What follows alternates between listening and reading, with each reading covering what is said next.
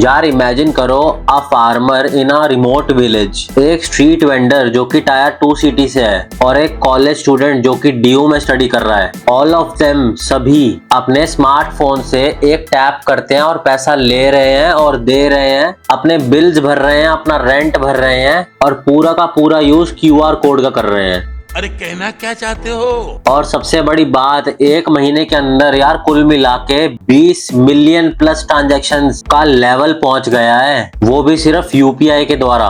क्या बात है, इसको अभी का अभी आईएएस घोषित कर दो। तो मैं हूं आपका खोटा सिक्का और आज की वीडियो में हम ये जानेंगे कि यार डिजिटल पेमेंट्स का ट्रांसफॉर्मेशन आखिर हुआ कैसे है और क्या आपको इसको एज अ चिंता की नजर से देखना चाहिए या फिर अपॉर्चुनिटी की नजर से देखना चाहिए और कैसे आप इस इकोसिस्टम का बेस्ट यूज कर सकते हो। तो चलो शुरू करते हैं और समझ लेते हैं सबसे पहले यार ये यूपीआई होता क्या है और ये मैटर क्यों करता है। तो सिंपल सी भाषा में यूपीआई की फुल फॉर्म होती है यूनिफाइड पेमेंट इंटरफेस। एक इंस्टेंट पेमेंट प्लेटफॉर्म है जिसे national payment corporation of India ने लॉन्च किया था 2016 में। आप अपने अकाउंट से किसी दूसरे के बैंक अकाउंट में विद इन फ्यू सेकेंड्स पैसा ट्रांसफर कर सकते हो, बिना बैंक जाए, बिना चेक लगाए और बिना कैश दिए। और इसका सबसे बड़ा इम्पैक्ट पता है क्या है? कन्वीनियंस बढ़ गई है, कॉस्ट गिर गई है और डिजिटल पेमेंट्स को मास लेवल पे ले आया गया है। अब यूपीआई तो समझ लिया, ये हमारे लिए क्यों जरूरी है अब ये समझ लेते हैं यार। तो बेसिकली टेक्नोलॉजी चेंज नहीं हुई है, ये सिर्फ बस बैंकिंग फाइनेंस के काम करने का तरीका बदल गया है।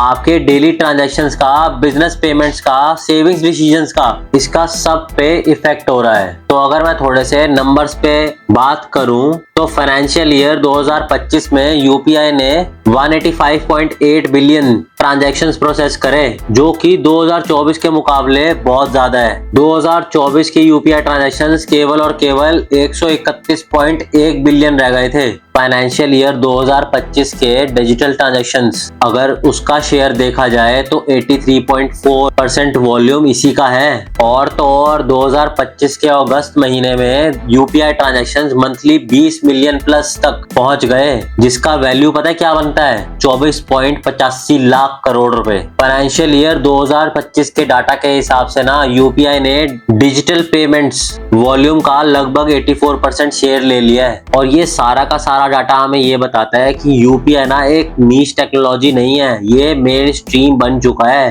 पूरी की पूरी लाइमलाइट ले चुका है ट्रांजैक्शंस के एरिया में। तो चलो अब ये समझते हैं कि यार ये इंडिया में इतनी जल्दी ग्रो कैसे कर गया, क्योंकि इंडिया का इकोसिस्टम बहुत ही बड़ा हुआ है, बहुत जगह फैला हुआ है। आखिर इसके पीछे वजह क्या थी ये समझ लेते हैं। तो सबसे पहले आपका आ जाता है यार जो स्मार्टफोन्स हैं और इंटरनेट पेनिट्रेशन है ना, वो एक मेन वजह बनी, क्योंकि जो फोन्स हैं और जो डाटा प्लान्स हैं वो बहुत सस्ते कर दिए गए। अब चाहे वो रूरल एरिया हो, सेमी अर्बन एरिया हो, हर जगह जो डिजिटल रीच है ना वो बढ़ गई है। तो नेक्स्ट आता है आपका गवर्नमेंट एंड रेगुलेटरी पुश। तो गवर्नमेंट भी यही चाहती है यार कि ज्यादा से ज्यादा लोग यूपीआई को यूज करें, इसलिए जो बैंकिंग है उसको यूपीआई फोकस्ड करने की कोशिश करी जाती है और जो क्यूआर का इंफ्रास्ट्रक्चर है ना उसको एक्सपैंड करने पे जोर दिया जाता है। फिर नेक्स्ट बात जो ध्यान देने वाली है वो है सिंपल यूजर का एक्सपीरियंस। एक तो ये ऐप बेस्ड प्लेटफॉर्म है जहां पर आप पेमेंट कर सकते हो क्यूआर के द्वारा, और तो और ये दुकानदार के लिए भी एक इजी सोल्यूशन है, क्योंकि उसको अब ज्यादा पैसा कैरी नहीं करना पड़ेगा अपने साथ और सिमिलर हो जाएगा आपके यूजर्स के साथ भी। अब नेक्स्ट पॉइंट आ जाता है आपका मर्चेंट का एक्सेप्टेंस। जो स्ट्रीट वेंडर्स हैं, किराना स्टोर्स हैं या ओला उबर वाले हो गए आपके,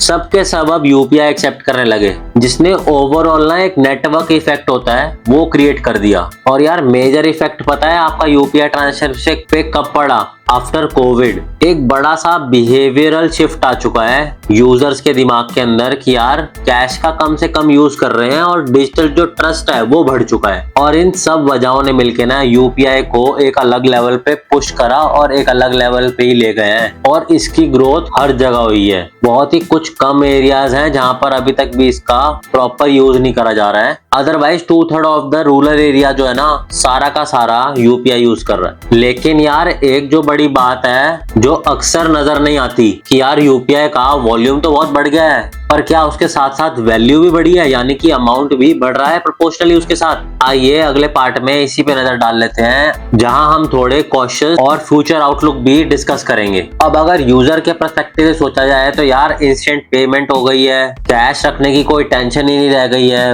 अगर कहीं खाना खाने जा रहे हैं अपने दोस्त के साथ तो स्प्लिट बिल करने की भी टेंशन नहीं रह गई है। सब्सक्रिप्शंस लेना आसान हो गया है आपके लिए। यहाँ तक कि अगर आप यूपीआई से ट्रांजैक्शंस करते हो तो आपको ऑफर्स और कैशबैक्स भी मिलते हैं, यानी कि आपकी सेविंग अपॉर्चुनिटी भी यहाँ पर बढ़ जाती है। और तो और यार, जो ये सारी की सारी ट्रांजैक्शंस होती हैं आपकी, ये डिजिटली रिकॉर्ड करी जाती हैं। हर एक ट्रांजैक्शन का रिकॉर्ड और ट्रैक भी मेंटेन करा जाता है। इवन आपका जो बजट है और जो आपका एक्सपेंसेस है उसका मैनेजमेंट भी आप इजीली कर सकते हो। और ये सिर्फ इंडिविजुअल्स के लिए अप्लाई नहीं है, ये बिजनेसेस भी कर सकते हैं। और तो और यार, जो क्यूआर बेस्ड पेमेंट करने लगे हैं ना जब से हम, तब से हमें कैश रखने की कम जरूरत पड़ रही है, यानी कि पैसा लेकर बाहर निकलने का रिस्क भी कम हो गया है। Even in the cases of banks, digital trace of loans वो उनके लिए इजी हो गया है। और तो और कस्टमर का भी कन्वीनियंस बढ़ गया है, क्योंकि यार वो भी एक तरीके से ट्रस्ट करने लगता है वेंडर के ऊपर, जितना ज्यादा वो यूपीआई से पे करता है। और कई सारे मार्केट में फिनटेक स्टार्टअप्स हैं जिनका लैंडस्केप बहुत तेजी से बढ़ गया है। नए नए पेमेंट सर्विसेज अवेलेबल हो गए हैं, नए मर्चेंट्स हैं जो एपीआईज पे मूव कर गए हैं, और तो और क्रेडिट लिंकेजेस वो भी बढ़ गए हैं। और ये सब का सब मिला के ना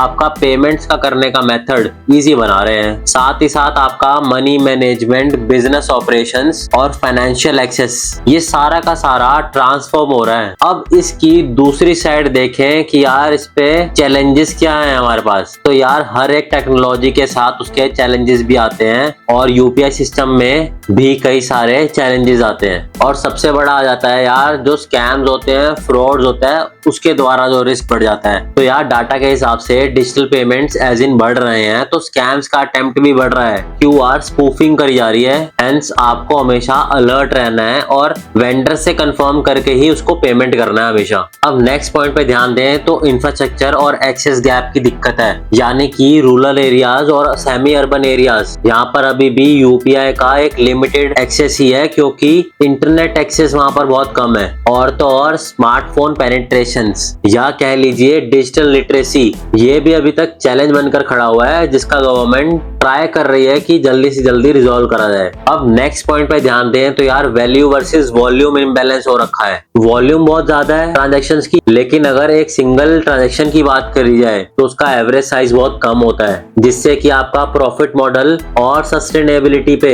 सवाल उठता है। और साथ ही साथ एक और इशू आ जाता है जिससे हम कहते हैं रेगुलेटरी और सिस्टम इश्यूज। तो यार ये हमें सबको पता है यार, ये जो पेमेंट्स होते हैं ये टेक्नोलॉजी बेस्ड होते हैं, और आउटेजेस भी एक पार्ट है इसी का ही, यानी कि टेक्निकल ग्लिचेस भी आते रहते हैं। तो इसकी वजह से कई बार जो है पेमेंट्स अटक जाते हैं और यूजर्स को इनकन्वीनियंस फेस करना पड़ता है, या फिर यार वो एकदम से एम्बैरेस भी हो जाते हैं कई बारी, क्योंकि आप प्रोडक्ट बाय कर चुके होते हो और अब आपको पेमेंट करनी होती है और आपकी पेमेंट फंस जाती है। अब जो नेक्स्ट पॉइंट है वो भी एक मेन पॉइंट है यार, उसे कहेंगे आप डिजिटल डिवाइड। जितने भी यूजर्स है ना वो सभी के सभी इसको अडॉप्ट नहीं कर पा रहे हैं अभी भी, यानी कि डिस्पैरिटी अभी भी मौजूद है। मेरी माने तो यूपीआई एक अच्छी अप्रोच है, हेंस हम सभी को एक अपने सराउंडिंग में यूपीआई गाइडेंस देनी चाहिए, क्योंकि यार गवर्नमेंट की भी अपनी अपनी लिमिटेशंस है और हमें भी कुछ स्टेप लेने पड़ेंगे। अब ये देख लेते हैं कि यार आगे आगे फ्यूचर में इसका कैसे स्कोप जो है बढ़ सकता है। तो यार हाई वैल्यू पेमेंट्स होंगी, रिकरिंग पेमेंट्स होंगी और क्रॉस बॉर्डर पेमेंट्स भी करी जाएंगी इसके द्वारा, क्योंकि यार हम रहते हैं ग्लोबलाइज्ड वर्ल्ड में। और नेक्स्ट इसका इम्पैक्ट पड़ेगा आपका मर्चेंट सर्विसेज और फिनटेक मॉडल्स पे, क्योंकि यार हमारे इकोसिस्टम में कोलैबोरेशंस बहुत सारे होते रहते हैं। तो यानी कि आपके पेमेंट्स, क्रेडिट और डाटा एनालिटिक्स, इनका कॉम्बो भी किस दिन मिलेगा और आपको बहुत ही बढ़िया रिजल्ट्स मिलेंगे इसके। ऑल्सो जो फाइनेंशियल इंक्लूजन है जिनकी मैंने बात करी अभी तक, यानी कि यार डिजिटल पेमेंट्स जो रूरल एरियाज में अभी तक पहुंची नहीं है, उसका भी सरकार डीपली पेनिट्रेट करने का कोशिश कर रही है। ऑल्सो इसके साथ कई सारी इवोल्यूशंस करी जा रही हैं, जैसे कि आपने देखा होगा यार क्यूआर इवोल्यूशन हुआ है, फिर यार कई सारी एप्स निकाली गई हैं जिसको यूपीआई लाइट भी कह सकते हैं, और एक साउंड बॉक्स आपने देखा होगा, जब भी आप पेमेंट करते हैं मर्चेंट के यहाँ पर बोलता है वो 500 रुपए या 1000 रुपए जो भी आपने पे करा है प्राप्त हुए। तो ये भी एक तरीके से वेरिफिकेशन का ही काम करता है और इनोवेशन में ही आता है। तो ये अगर आपने अभी तक अडेप्ट नहीं करा है तो यार मेरा मानना ये है आप इसको सीखो, क्योंकि हम डिजिटल वर्ल्ड में आ गए हैं। अब आप बेटर पोजीशन में ही ऑलवेज रहोगे इसको सीखने के बाद। अब मेरी तरफ से कुछ एक्शनेबल स्टेप्स जो आप फॉलो कर सकते हो वो ये रहेंगे यार कि बेसिकली आप जब भी आप यूपीआई यूज करो तो थोड़ा सा अपनी तरफ से वेरीफाई कर लो before you are paying to the merchant, ताकि वेंडर आपको कंफर्म कर दे कि यार यही मेरा अकाउंट है, इसी में पैसे जाने हैं, ताकि जो स्कैम का रिस्क है वो कम हो जाएगा।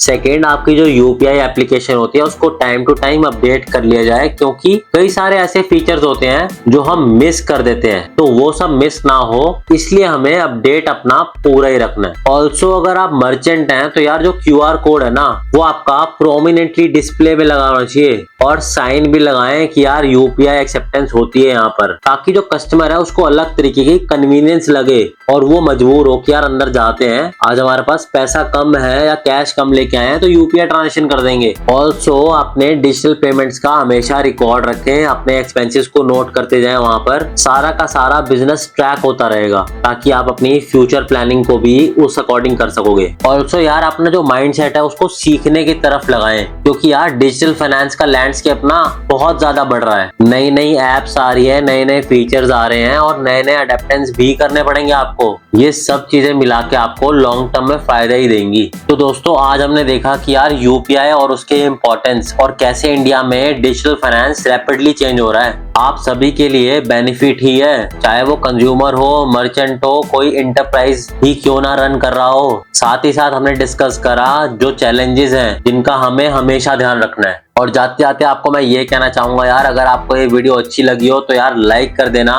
चैनल को सब्सक्राइब कर देना, क्योंकि मैं आपका खोटा सिक्का रोज ही एक फाइनेंस की वीडियो आपके लिए लेके आता हूँ। और शेयर कर देना अपने उन दोस्तों के साथ जिनको ये यूपीआई का नया दौर समझने की बहुत जरूरत है। तो मिलते हैं नेक्स्ट टाइम ऐसी एक इंफॉर्मेटिव वीडियो के साथ। टिल देन मैं आपका खोटा सिक्का साइनिंग ऑफ।